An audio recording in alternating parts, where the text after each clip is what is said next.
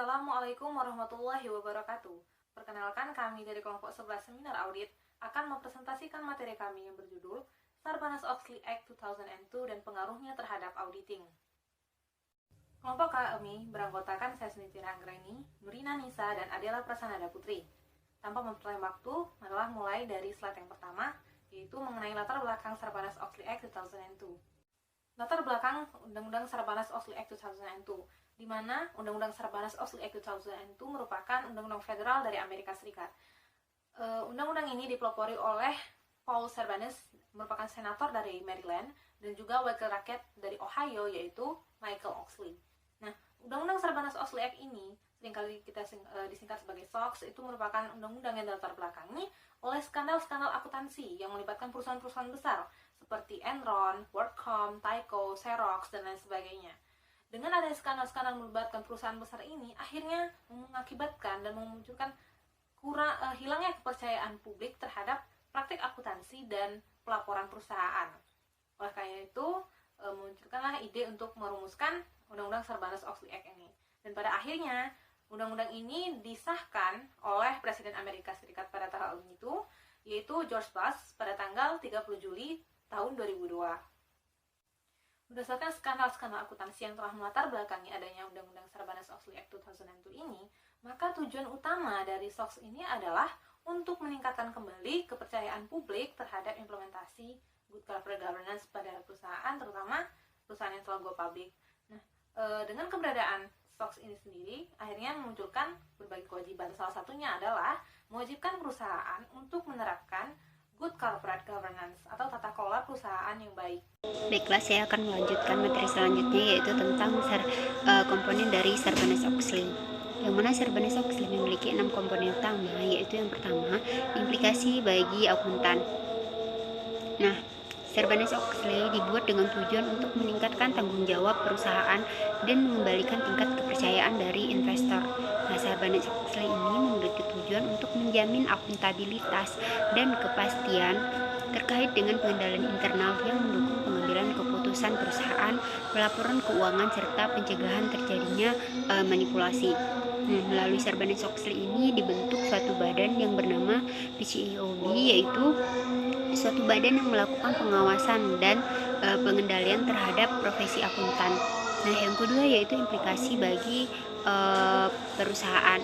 Yang mana dengan adanya Sarbanes-Oxley, manajemen perusahaan diharuskan untuk mensertifikasi kewajaran laporan keuangan dan pengungkapan yang dibuat dalam laporan berkala, laporan keuangan dan pengungkapan secara wajar, menyajikan segala hal yang material, operasi, dan kondisi keuangan perusahaan.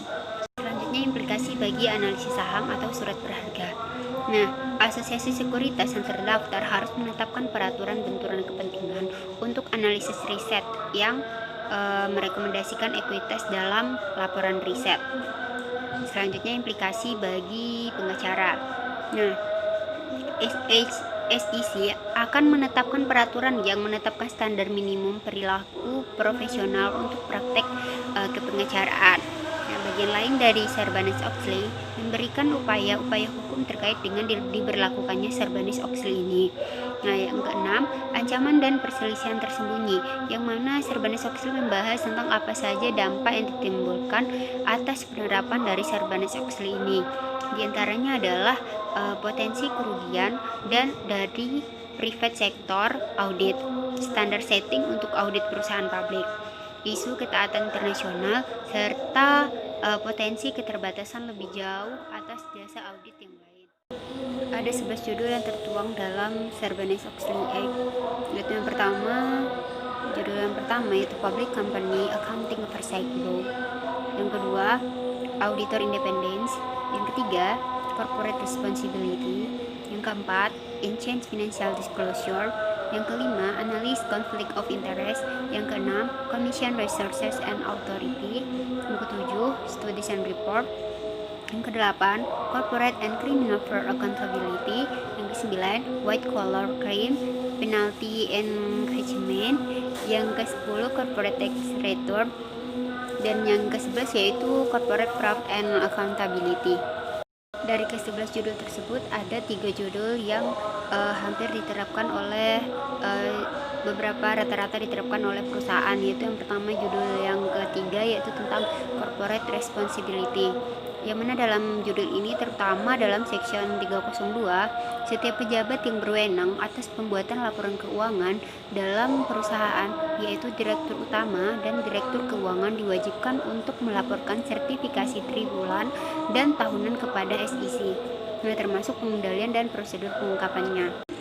Selanjutnya yaitu titel 4, yang mana dalam judul ini terutama dalam section 404 perusahaan diwajibkan untuk melaporkan efektivitas prosedur dan pengendalian internal dalam rangka pelaporan keuangan bersama dengan atestasi dari auditor eksternal mengenai laporan tersebut.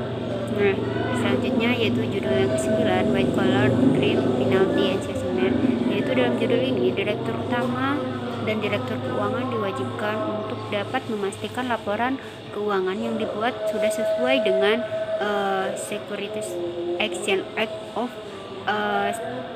1934 dan akan terkena hukuman atau penalti jika laporan keuangan yang dibuat ternyata salah.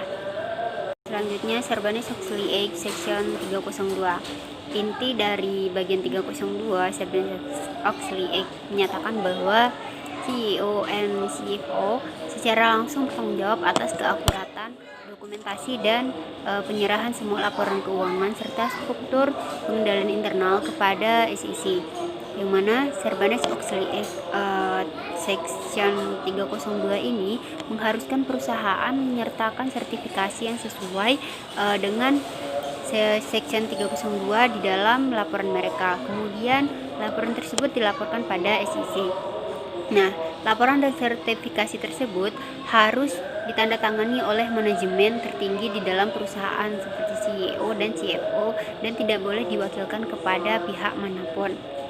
Section 302 mengharuskan adanya sebuah prosedur internal yang dirancang secara khusus untuk memastikan bahwa mereka bertanggung jawab atas pembentukan dan pengelolaan sistem pengendalian tersebut untuk memastikan bahwa informasi yang ada di dalam laporan terkait dengan perusahaan dan anak-anak perusahaan. Nah, pada saat di mana laporan periodik sedang dipersiapkan, pejabat yang berwenang harus melakukan evaluasi terhadap efektivitas dan pengendalian internal yang ada dalam perusahaan dalam jangka waktu 90 hari sebelum laporan diterbitkan. Selanjutnya Sarbanes-Oxley Act Section 404, yang mana Section 404A dari Sarbanes-Oxley Act mengharuskan manajemen semua perusahaan publik untuk mengeluarkan laporan pengendalian internal yang mencakup hal-hal yang pertama, suatu pernyataan bahwa manajemen bertanggung jawab untuk menetapkan dan menyelenggarakan struktur pengendalian internal yang memadai serta prosedur pelaporan keuangan.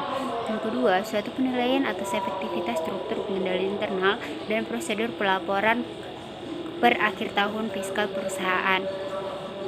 Selanjutnya yaitu Sarbanes-Oxley Act Section 906. Isi dari Sarbanes-Oxley Act Section 906 yang pertama, sertifikasi laporan keuangan periodik, yang mana setiap laporan keuangan periodik yang berisi laporan keuangan yang ditujukan sepenuhnya memenuhi persyaratan 13A dan 15D dari SEC tahun 1934 dan informasi yang terkandung dalam laporan berkala menyajikan secara wajar dalam semua hal yang material, kondisi keuangan, dan hasil operasi emiten. Yang kedua, isi harus menyatakan bahwa laporan periodik yang berisi laporan keuangan sepenuhnya memenuhi persyaratan bagian 13A dan 15D dari SEC tahun 1934 dan informasi yang terkandung dalam laporan berkala menyajikan secara wajar dalam semua hal yang material, kondisi keuangan, dan hasil operasi perusahaan atau emiten. Dan yang ketiga yaitu hukuman pidana, yang mana siapapun yang mengesahkan pernyataan apapun sebagaimana ditetapkan dalam subbagian A dan B, bagian ini mengetahui bahwa laporan berkala yang menyertai pernyataan tersebut tidak sesuai dengan semua persyaratan yang ditetapkan, dan dalam bagian ini akan didenda tidak lebih dari 1 juta dolar atau dipenjara tidak lebih dari 10 tahun atau keduanya, atau dengan sengaja mengesahkan pernyataan apapun sebagaimana ditetapkan dalam sub bagian A dan B. Bagian ini dengan mengetahui bahwa laporan berkala yang menyertai pernyataan tersebut tidak sesuai dengan persyaratan yang ditetapkan dalam bagian ini akan didenda tidak lebih dari 5 juta dolar atau dipenjara tidak lebih dari 20 tahun. Baiklah, saya akan melanjutkan presentasi dari Nurina. Selanjutnya, kita masuk ke hal-hal yang diatur dalam Sarbanas Oxley Act 2002.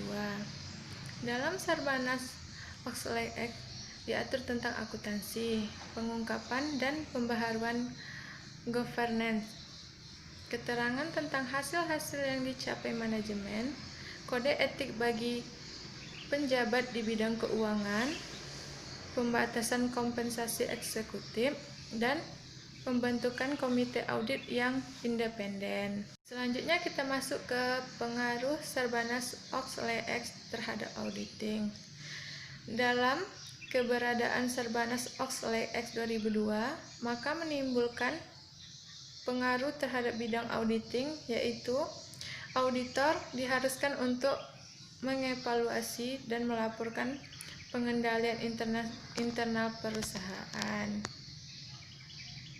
Sedangkan sebelum pengesahan Sarbanas Oxley Act 2002, memeriksa pengendalian internal klien hanya bersifat opsional untuk auditor. Teman-teman, itulah penyampaian materi dari kelompok kami yaitu mengenai Sarbanas Oxley Act. Jika ada kesalahan kami mohon maaf. Terima kasih sudah menonton video kami. Wassalamualaikum warahmatullahi wabarakatuh.